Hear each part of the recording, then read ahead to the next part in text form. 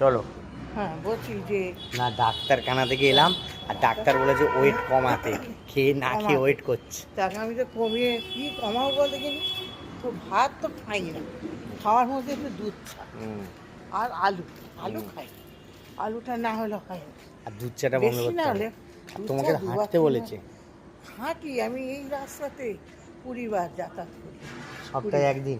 না, এই 1 মাস ধরে যাতায়াত করছি, 1 মাস তবে ধরে? শুরু করেছি।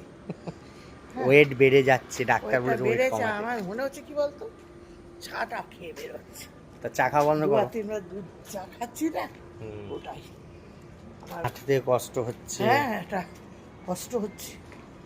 তা আমি ভাবছি রোগা হয়ে যাচ্ছি, পেটটা যখন লেভেল হয়ে যাচ্ছে, আগে পেটটা যেন ভুড়ি মতন ছিল, লেভেল লেভেল অনেকটা হয়েছে, দাঁড়াও। লেভেলটা অনেকটা। ডাক্তার দেখিয়ে